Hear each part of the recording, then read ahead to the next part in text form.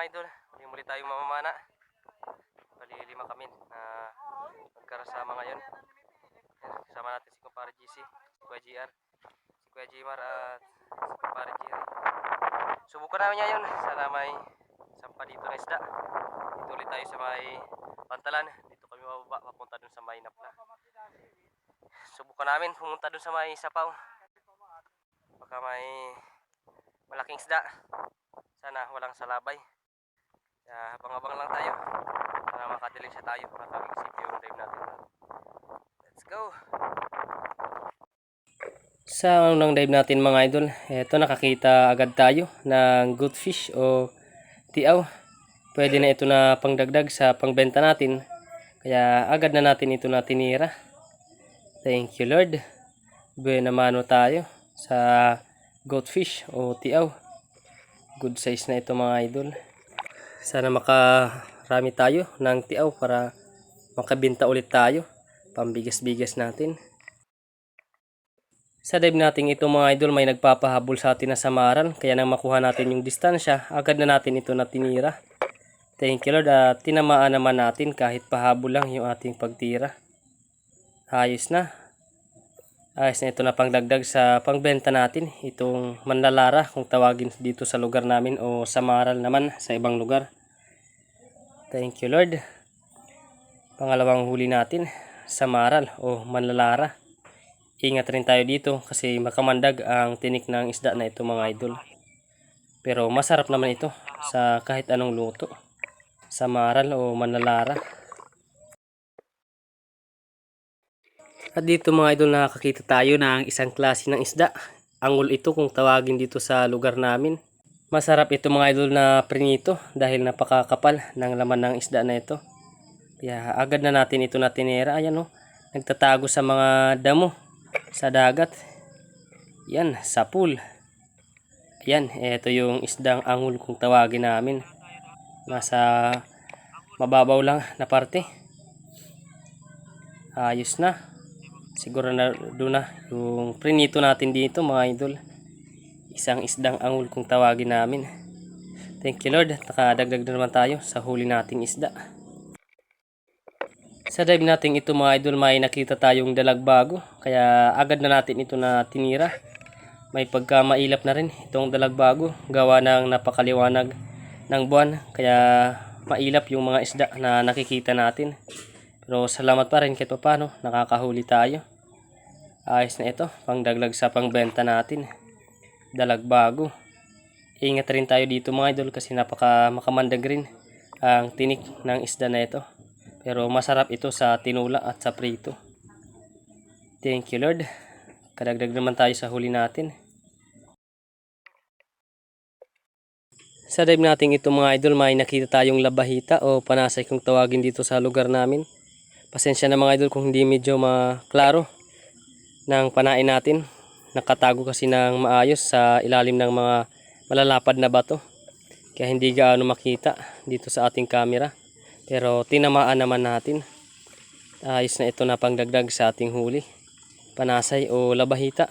Masarap ito sa tinola, paksiw at sa prito. Ayos na. Kadagdag na naman tayo sa huli nating isda. Thank you Lord.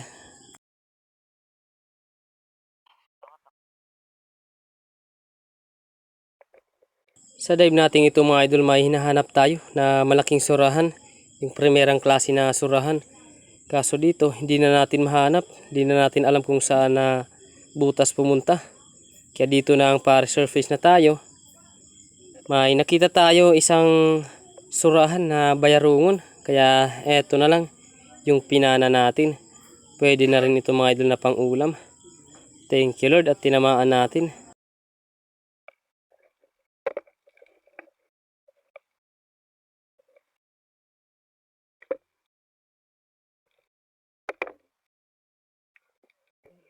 Ayos na ito na pangdagdag sa huli nating isda mga idol. Surahan na bayarungon. Ito yung isang klase ng sura na hindi gaano lumalaki. Good size na ang ganitong size mga idol. Sa dive natin ito mga idol, may nakita tayong isang panasay o isang klase rin ito ng labahita na nagtago dito sa malapad na coral. Kaya agad na natin ito na hinanapan ng pagkakataon para mapana natin ito. Kaya agad na natin ito tinira nang makuha na natin yung pagkakataon. Thank you Lord. Labahita o panasay. Ingat rin tayo mga idol sa isdang ito kasi napaka matulis, matalim yung kanyang buntot. Ayos na. Pangdagdag sa huli natin mga idol. Panasay o isang klase ng labahita.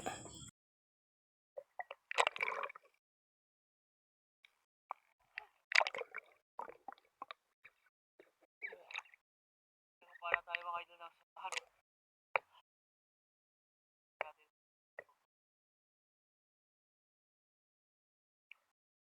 Yung hangin natin kaya natin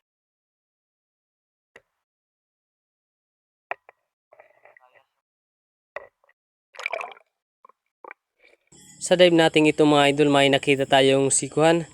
Napakasarap na ito na pang-ulam kaya hindi natin ito pinapalampas. Yan, maganda yung patama mga idol. Sigurado na dito yung pang-ulam natin sa sikuhan na ito. Napaka sarap kasi ng laman ng isda na ito mga idol kaya kinukuha natin ito na pang-ulam.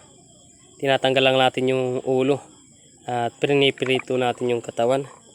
Thank you Lord. Sikuhan, kadagdag na tayo sa ating huli.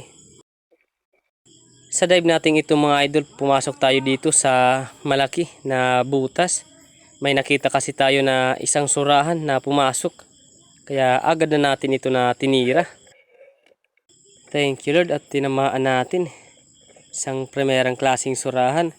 Good size na rin ito mga idol na pangdagdag sa pangbenta natin. Salamat. Kadagdag na tayo sa ating huli. Primerang klaseng surahan. Napakasarap nito na inihaw mga idol.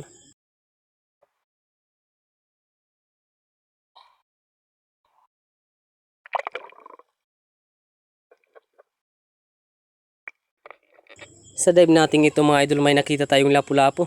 Kaso lang hindi natin agad itinutok yung ating flashlight kasi baka agad ito na kumaripas. Kaya agad na natin ito na tinira ng tamaan na ito ng ilaw sa ating flashlight. Good size na rin ito mga idol na lapu-lapu o bariawot kung tawagin namin. Masarap ito sa tinula mga idol. Thank you Lord. Pangdagdag na ito sa pangbenta natin. Lapu-lapu o bariawot. Salamat. Napakataba ng lapu-lapu na ito mga idol.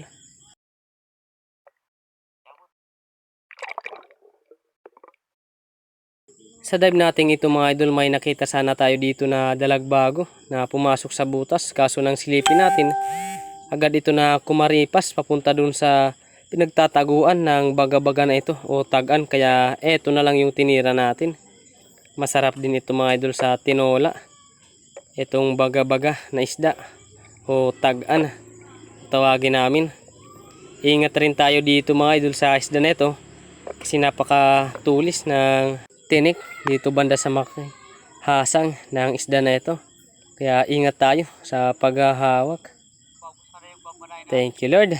Kadagdag na lang tayo sa pangbenta natin na isda. Isang baga-baga o tagan. Napakasarap na pang tula mga idol. Dito mga idol, may nakita tayong samaral at may pagka mailap ang isda na ito. Kaya nang bumangga ito sa bato, pagbalik ng isda, agad natin ito na tinira na nakaharap pa. Kaso pagkalabit natin, timing rin na lumiko yung samaral kaya hindi natin tinamaan. Sayang, good size na sana na pangdagdag sa pangbenta natin na isda. Sa dive natin ito mga idol, eto, nakakita na naman tayo ng paborito nating pang-ulam. Isang sikuhan. Kaya agad natin ito na tinira. Stone shot mga idol. Good size na ito. At napakasarap na ito na prinito. Salamat. At nakakahuli tayo ng mga pang-ulam natin. Pang-prito natin mga idol. Sikuhan na isda.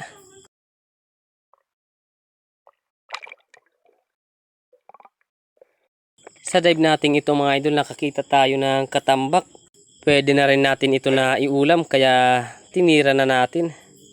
Ayos na ito, pangdagdag sa pang-ulam natin. Pang prito mga idol. Isang katambak o emperor fish. At eto na rin mga idol ang huling sisid natin. Kasi nandito na tayo sa may tapat ng pantalan. Aahon na tayo. Nauna na rin na umahon at umuwi si kumpare Jerry. Kasi nandun pa lang kami sa may tapat ng napla. Pumana si kumpare Jerry ng malaking lapu-lapu at nawala yung kanyang shaft. Yan, kinuha ng malaking lapu-lapu. Kaya hindi na nakapamana at agad na lang na umuwi. Kaming tatlo na lang yung natira ni kumpare GC at si Otol. Kami lang tatlo yung natira dito na nagsabay na umuwi. Ayan, ito yung mga nahuli ni kuya. Jackpot. Yan, may kulambutan at dalawang banagan. Tapos mga pusit naman. Tayo naman, ito naman yung mga huli natin. Kuridas. Binanatan naman natin yung mga sikuan na isda. Ayos na rin. Eto, yung huli natin. Natawa si kuya at si kumpare GC nang makita nila yung mga nahuli natin na isda. Kuha na natin mga idol kasi ayos na rin ito na pang ulam. Libre-libre na naman tayo sa ulam dito at makakabinta pa tayo. Ayos na rin. Mga huli natin, makakabinta tayo siguro dito ng ilang kilo. 2 siguro. O 1 kilo yung maibenta natin. Ayos na. Yung huli naman ni kumpare GC, sakto-sakto lang din. At si kuya, yung champion sa amin. Ito yung huli ni kumpare GC. At huli ni kuya. Napakadami. Yan. May malaking seashell. Utuwad si kumpare GC. Ayan oh. Kung hindi sana napana ni kuya yung mga banagan o lobster, talagang mga pasado na yung size. Ayos na sana. Ito naman yung huli ni kumpare GC. Ayan. Ayos na rin.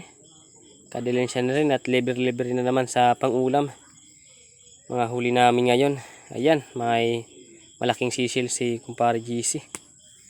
Libre naman tayo sa ulam at nakakabenta naman tayo mga idol. Ayos na. Yan, bali, antabay lang tayo sa bahay para kiluhin natin kung nakailang kilo tayo. So yan mga idol, bali, dito na tayo sa bahay. Ito lahat yung mga nahuli namin ni kuya. Ito yung mga nahuli ni kuya. Yan, jackpot, maraming huli. Ito tayo naman, ito lang yung nahuli natin. Ilang piraso lang. Yan, pinanatan naman natin yung sikuhan. Balik-kilo natin yung mga pambenta natin na isda. Bangin ito yung tinakan kong balik mo tayo. Katakin natin dapat. Benta natin. 1 kilo mga idol. Bali, kiluhin na natin lahat. 1 kilo lang yung pambenta natin.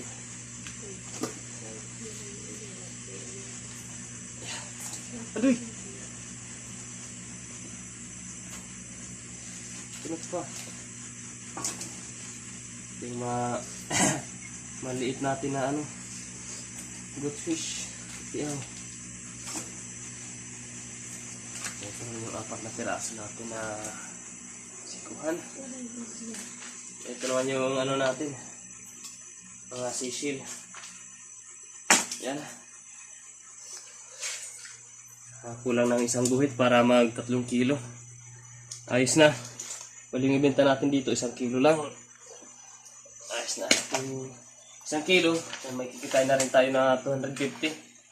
Ayos na, malaking tulong ng mga idol. Yan, bali, antabi lang tayo mga idol sa susunod na episode ng ating pamana. Shoutout na lang sa lahat ng mga viewers natin dyan.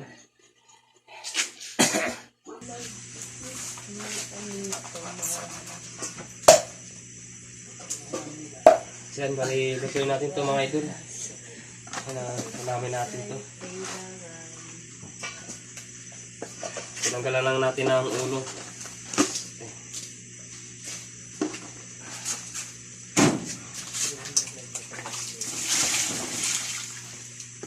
Ang ulam natin, ang mga sikuhan.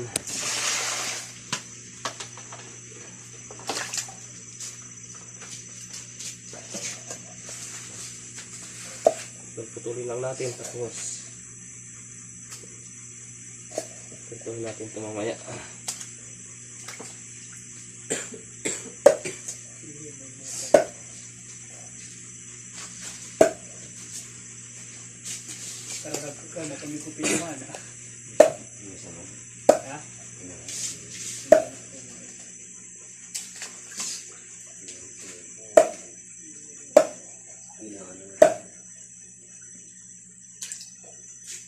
Bali, abang-abang lang tayo mga idol. Prituhin natin to, tapos kakain tayo mga idol. Sige. Yan, giniprito na mga idol.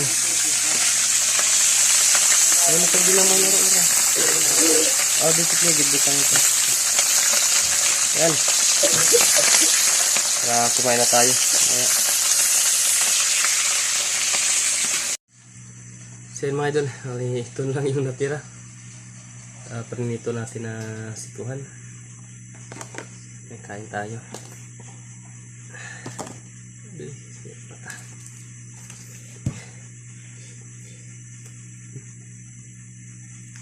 Yun.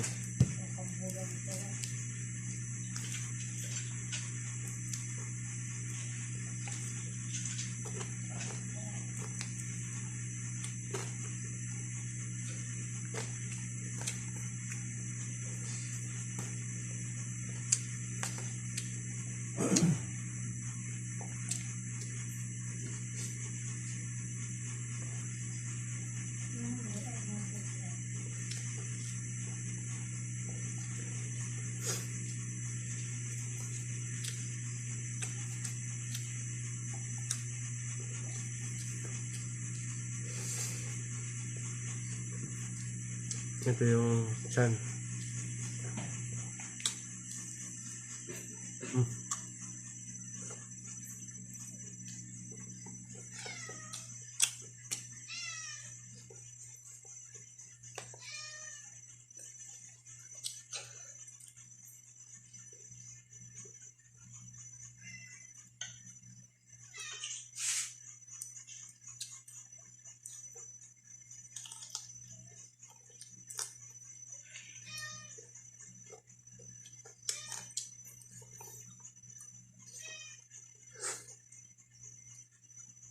Mm.